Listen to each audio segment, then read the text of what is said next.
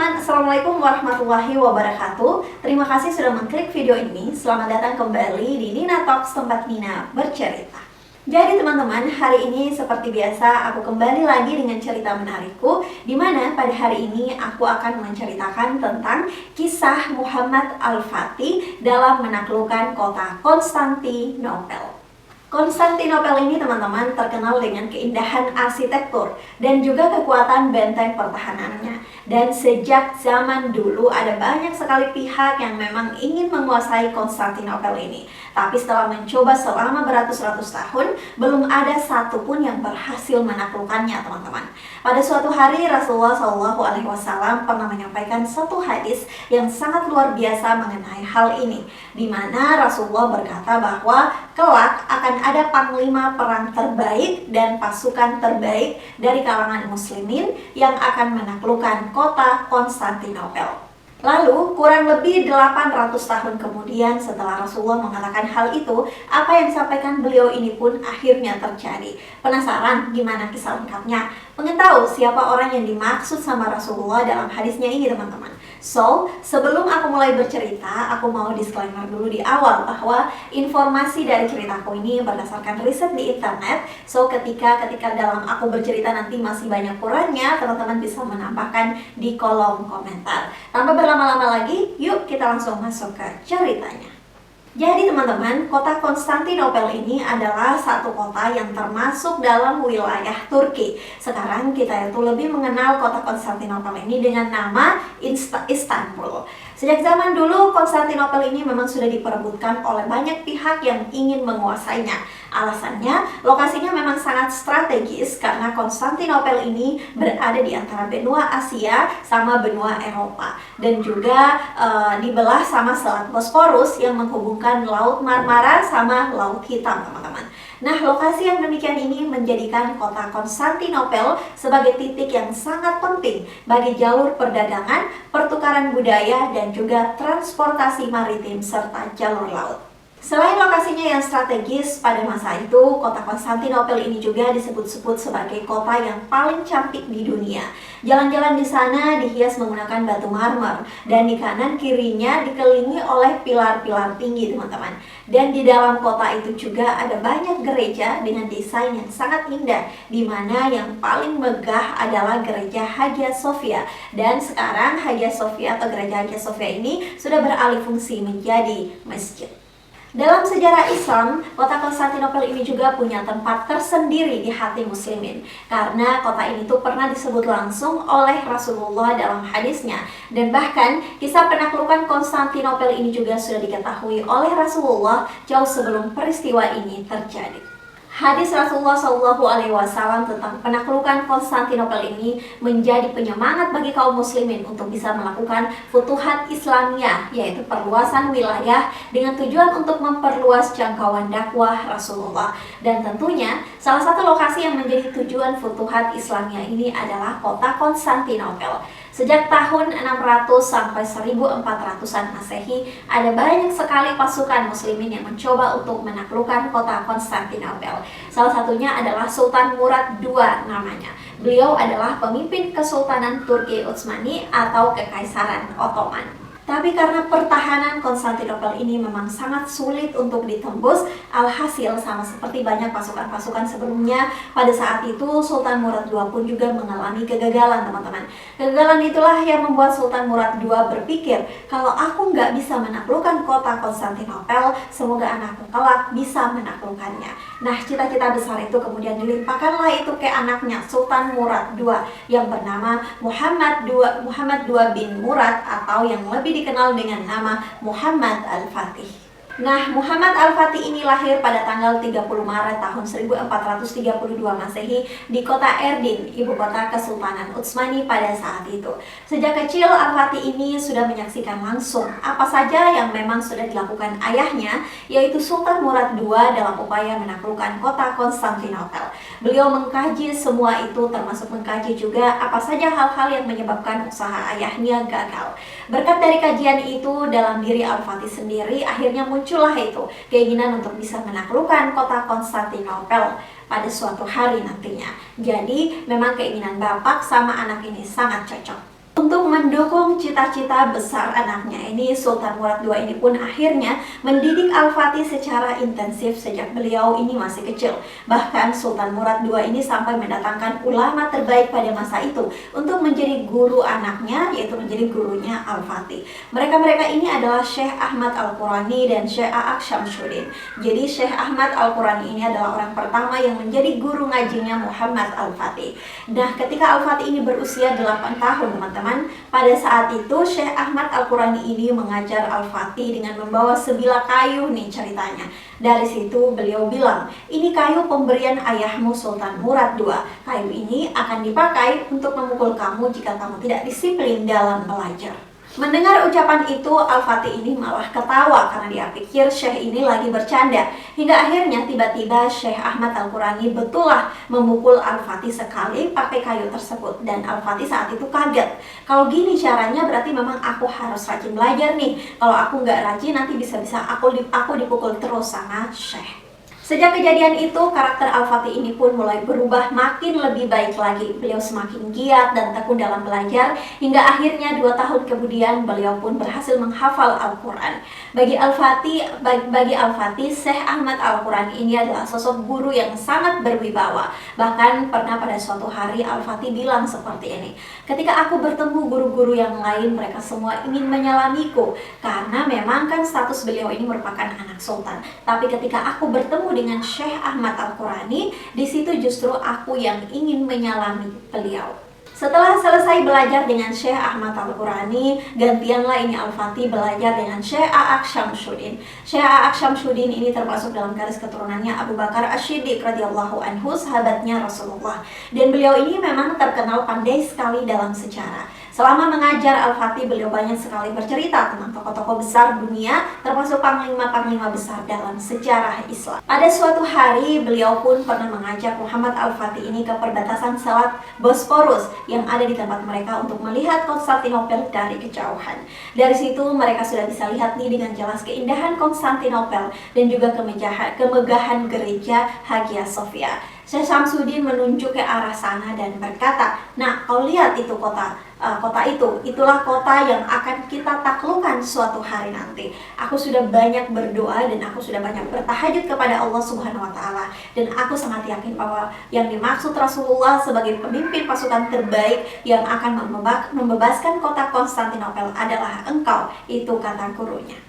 Ucapan gurunya itu betul-betul membekas sekali dalam hatinya Al-Fatih. Dari situ beliau pun semakin termotivasi lagi untuk terus belajar dan bisa menggapai cita-cita yang sangat mulia, yaitu membebaskan Konstantinopel. Di bawah bimbingan para ulama besar, Al-Fatih ini pun tumbuh menjadi orang yang sangat cerdas dan juga berilmu tentunya. Di usianya yang baru 16 tahun, beliau ini sudah menguasai banyak sekali bahasa, teman-teman.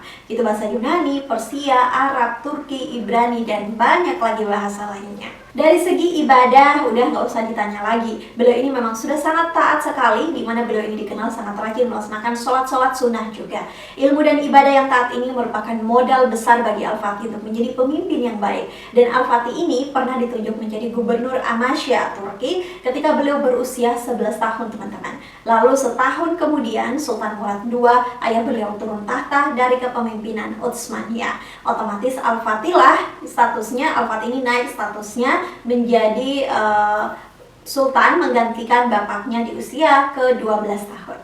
Pada saat itu, Kesultanan Turki Utsman ini sempat diserang sama pasukan Mongol. Hal itu juga sempat membuat Al-Fatih kewalahan, teman-teman. Akhirnya, gara-gara kewalahan, bapaknya atau Sultan Murad II ini pun naik tahta lagi dan menjadi sultan lagi dan memimpin pasukan lagi untuk bisa menghalau serangan dari Mongol tadi. Sultan Murad II ini pun melanjutkan kepemimpinannya hingga beliau meninggal dunia di tahun 1451.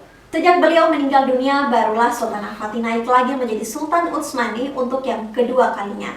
Pada waktu itu, beliau sudah menginjak usia 19 tahun. Awalnya memang ada pihak-pihak yang meragukan kemampuan Al-Fatih sebagai sultan karena memang usianya masih sangat muda, yaitu 19 tahun saja. Dan ini 19 tahun ini saja diragukan, teman-teman, apalagi waktu 12 tahun kemarin.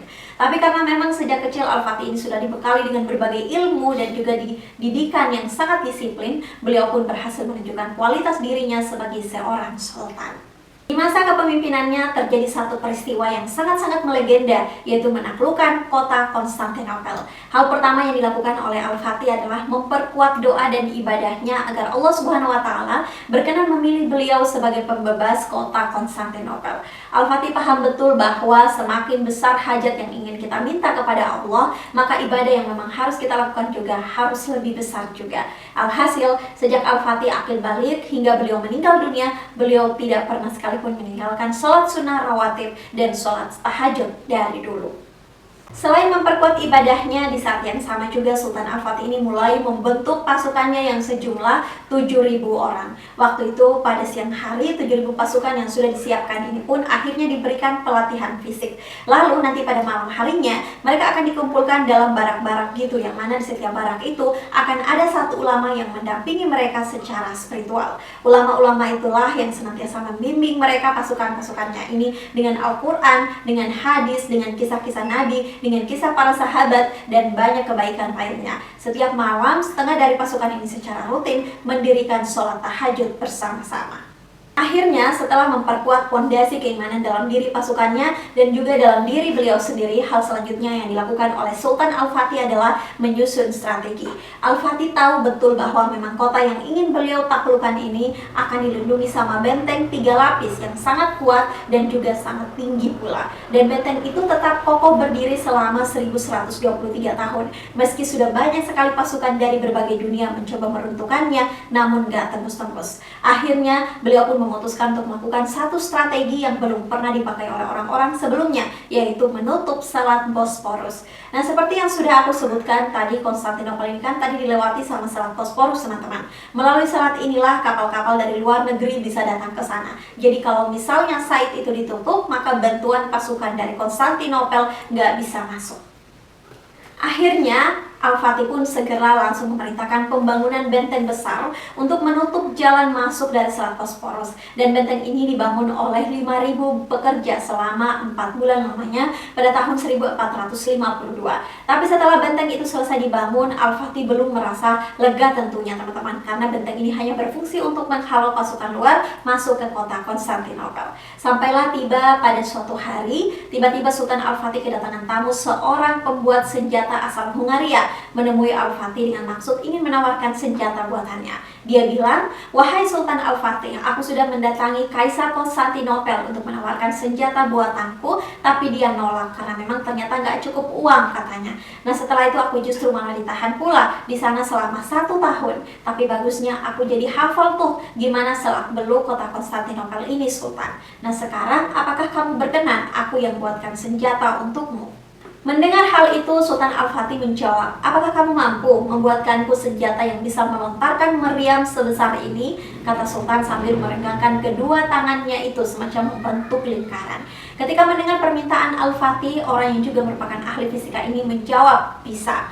Dan di situ dia mengatakan bahwa akan aku buatkan. Seandainya kau jual senjata itu ke Kaisar Konstantinopel, kira-kira berapa harganya? "Oh, sekian, Sultan," katanya. "Oke, baik," kata Sultan. Kata Sultan Al-Fatih, "Baik, aku akan membeli dengan harga 4 kali lipat." Akhirnya, betul orang itu pun membuatkan senjata permintaan Al-Fatih selama kurang lebih 1 tahun. Dan dalam rentang waktu itu dia berhasil membuat 69 meriam, di mana meriam yang paling kecil berdiameter 3 meter dengan lubang 8,4 meter. Meriam-meriam itu nantinya akan ditembakkan menggunakan senjata penembak meriam yang disebut basilika. Jadi bisa dibilang ini adalah senjata yang memang paling mematikan. Selain membuat meriam tadi, mengingat kondisi Konstantinopel yang hampir setiap sisinya itu berbatasan dengan laut, Al-Fatih pun menyiapkan sedikitnya 400 kapal perang. Dan selain itu, Sultan Al-Fatih ini juga terus menambah jumlah pasukannya yang semulanya tadi 7.000 orang menjadi 250.000 orang. Pasukan sebanyak itu nantinya akan dibagi. Ada yang nanti disuruh menyerang menggunakan jalur laut atau naik kapal. Terus ada juga nih yang ditugaskan untuk menyerang menggunakan jalur darat, yaitu melalui tembakan meriam tadi. Setelah semua persiapan itu siap, pada tanggal 6 April tahun 1453, Sultan Al-Fatih dan juga 250.000 pasukannya siap berangkat ke Konstantinopel ramai-ramai. Mereka datang sambil bertakbir. Waktu tiba di Konstantinopel, Sultan Al-Fatih dan juga pasukannya nggak langsung menyerang gitu aja teman-teman. Jadi nggak langsung serbu. Pertama-tama mereka melakukan satu prosedur perang sebagaimana yang memang diajarkan oleh Rasulullah SAW, itu mengirim surat kepada lawan. Pokok isinya kurang lebih kayak gini. Pasukanku udah nyampai di tempatmu. Kamu mau pilih yang mana? Mau masuk Islam dan menyerahkan Konstantinopel, membayar jizyah atau upah, atau perang tetap dilaksanakan. Ketika Kaisar Konstantinopel 11 tadi yang mimpin di sana menerima surat ini, jawaban mereka adalah lebih baik kami mati. Akhirnya disitulah Sultan Al-Fatih pun mulai menyiapkan pasukannya. Pada siang hari tanggal 6 April tahun 1453, Sultan Al-Fatih pun membariskan pasukannya di jarak sekitar 1 km dari benteng 3 lapis Konstantinopel ini. Karena hari itu bertepatan juga dengan hari Jumat. Sebelum perang itu dimulai, terlebih dahulu Sultan Al-Fatih memimpin pasukannya. Beliau yang memimpin pasukannya menjadi imam untuk sholat Jumat berjamaah di depan benteng Konstantinopel. Setelah sholat itu selesai, barulah perang dimulai teman-teman. Al-Fatih dan juga pasukannya mulai menembaki benteng Konstantinopel pakai meriam basilika tadi. Setelah ditembakin berkali-kali, Sultan Al-Fatih baru sadar kalau meriam yang mereka bawa ini ada memang kelemahannya, yaitu setiap habis menembakkan satu meriam, mereka ini butuh waktu 3 jam untuk menunggu alatnya ini dingin lagi supaya bisa dipakai lagi, supaya bisa dipakai untuk menembak lagi. Nah, waktu 3 jam mendinginkan meriam ini yang dipakai sama pasukan musuh. Waktu 3 jam ini dipakai sama pasukan musuh untuk memperbaiki bagian benteng yang rusak teman-teman. Di sisi lain, kapal-kapal pasukan dari pasukan jalur laut juga ikut menyerang Konstantinopel. Tapi mereka kewalahan, juga di mana jumlah kapal mereka yang mencapai 400 unit itu ternyata tetap nggak bisa menandingi kekuatan kapal musuh yang waktu itu cuma berjumlah 27 unit saja. Nggak cuma itu saja teman-teman, pasukan lainnya yang mau menerobos Konstantinopel melalui Teluk Tanduk Emas.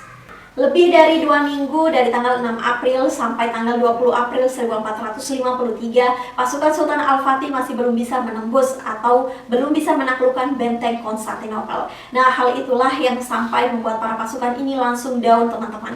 Akhirnya di hari itu juga, tanggal 20 April 1453, Sultan Al-Fatih pun mengumpulkan seluruh pasukannya untuk berdiskusi. Ini kita mau melanjutkan perang atau udah kita mundur aja? Dan ketika rapat ini berlangsung, tidak ada satupun orang yang berani bersuara kecuali penasihat beliau atau penasihat Kesultanan Utsmani. Bilang ke Al-Fatih, aku mengenalmu sejak masih kecil hingga saat ini kamu sudah menjadi panglima besar. Aku mengakui tidak ada seorang pun yang mampu menyaingimu ya Al-Fatih, tapi sekarang ada satu hal yang sangat aku sesali. Kenapa kamu nekat melakukan penyerangan ini? Kalau kamu tidak menarik balik pasukanmu, maka akan semakin banyak lagi kekalahan yang akan terjadi pada pasukan muslimin. Itu kata penasihat dia.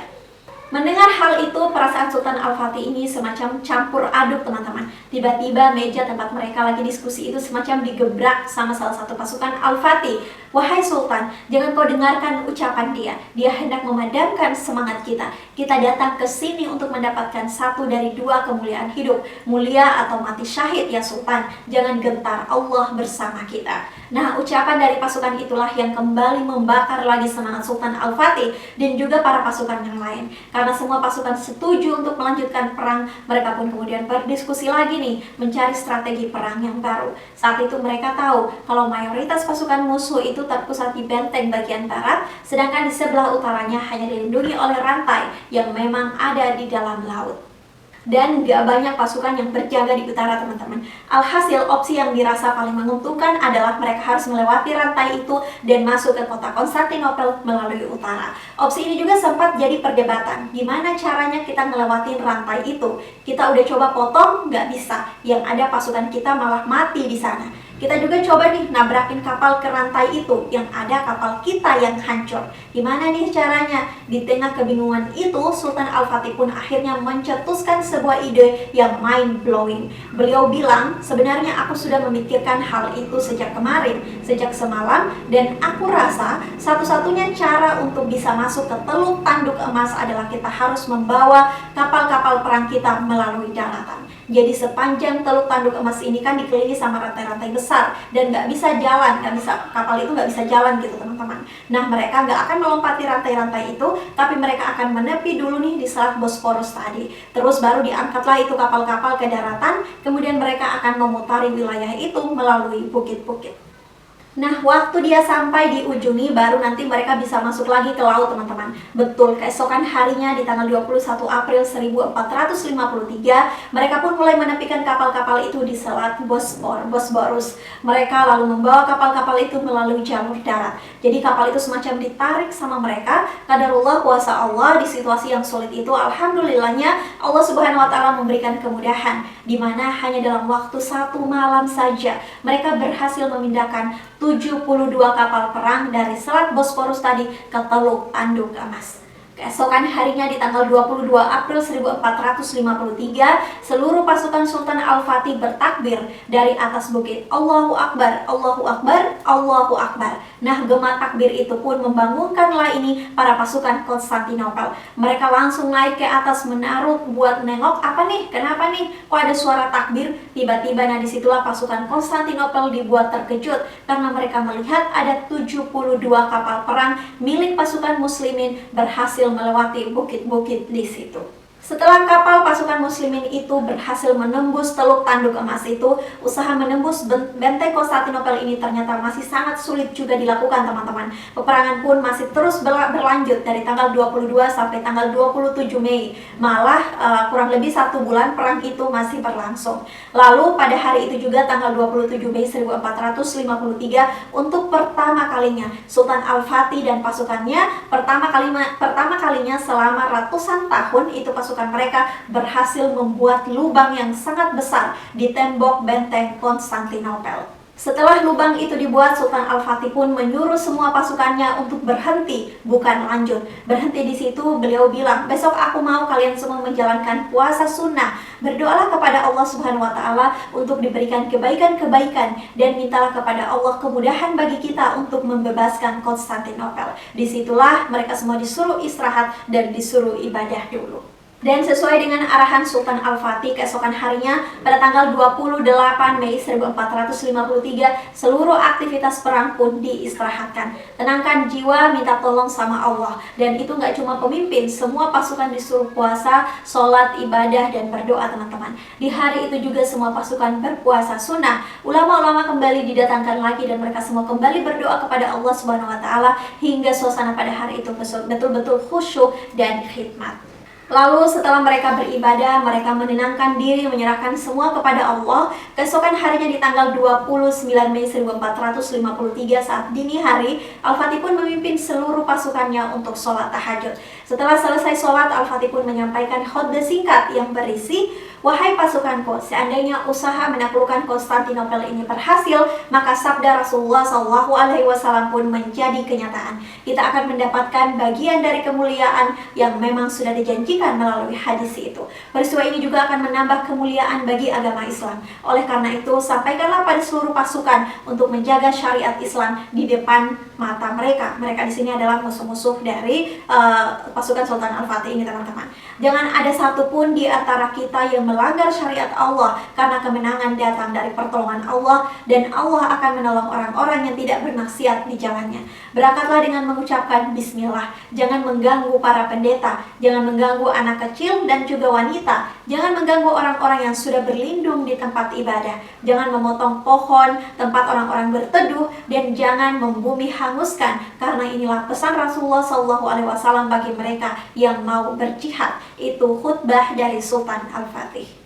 Setelah selesai berkhutbah pada jam 12 pagi, Sultan Al-Fatih pun mengirim pasukan pertamanya terlebih dahulu. Tapi pasukan pertama ini ternyata tidak berhasil untuk melawan. Terus di jam 2 pagi, Sultan pun mengirim pasukan yang kedua. Hasilnya sama juga, teman-teman. Pasukan kedua ternyata juga nggak berhasil. Lalu 2 jam kemudian di jam 6 pagi, Sultan Al-Fatih pun mengirim pasukan yang ketiga. Nah, di pasukan yang ketiga ini, tepat pula ketika matahari bersinar dari timur, dan disitulah bendera pasukan muslimin akhirnya berhasil dikibarkan di atas benteng Konstantinopel. Bendera-bendera musuh diturunkan dan pasukan muslimin langsung mengucap takbir hingga menggema memenuhi seluruh kota. Nah, setelah itu Sultan Al-Fatih dan juga pasukannya langsunglah masuk ke pusat kota Konstantinopel. Pada saat itu mereka berjalan menuju pusat, ibaratnya ke landmarknya Konstantinopel. Pada saat itu gereja Hagia Sophia, dan di sepanjang jalan itu Al-Fatih berkali-kali berseru, Masya Allah, Masya Allah, Masya Allah, Allahu Akbar.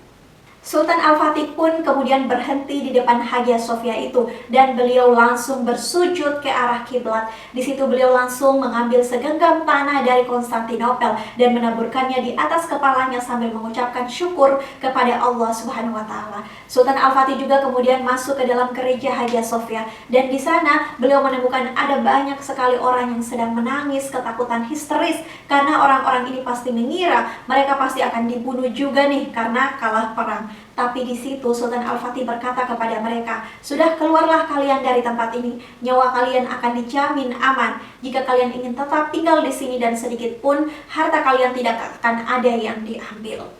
Jika ada di antara kalian yang mau pergi dari kota ini, kami persilakan. Kami juga akan menjaga kalian tetap aman, setidaknya sampai di batas kota. Maksudnya, mau pergi ini semacam diantarkan lagi gitu teman-teman. Silakan lakukanlah apa yang kalian mau, tapi aku minta khusus tempat ini harus dijadikan Masjid Hagia Sophia, tempat yang paling indah, paling megah, dan paling agung sekali di kota Konstantinopel. Akhirnya, kala itu langsung difungsikan sebagai masjid oleh Sultan Al-Fatih, dan di hari itu juga tanggal 29 Mei tahun 1953 di waktu asarnya untuk pertama kali azan pun berkumandang di kota Konstantinopel. Apa yang disampaikan oleh Rasulullah SAW 800 tahun yang lalu akhirnya terbukti. Seorang sultan muda berusia 21 tahun menaklukkan kota Konstantinopel dan sudah berhasil juga memimpin pasukan terbaiknya untuk membebaskan kota Konstantinopel.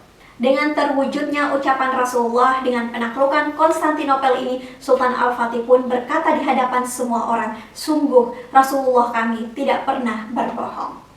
Oke teman-teman, jadi itulah tadi kisah dari Muhammad Al-Fatih dalam menaklukkan kota Konstantinopel. Semoga cerita ini bisa bermanfaat untuk kita semua, menambah koleksi cerita-cerita Islam kita, dan semoga suatu hari nanti kita bisa berkunjung ke kota Konstantinopel atau kota Istanbul di Turki. Sekian video Nina Talks hari ini. Untuk teman-teman yang suka dengan video ini, jangan lupa di like, jangan lupa juga di komen kira-kira next video bagusnya Nina cerita tentang apa lagi ya. Dan jangan lupa juga untuk tekan tombol subscribe-nya dan nyalakan tombol notifikasinya agar kalian tidak pernah ketinggalan dengan cerita-cerita Nina selanjutnya. So, sekian video hari ini and see you on the next video. Bye!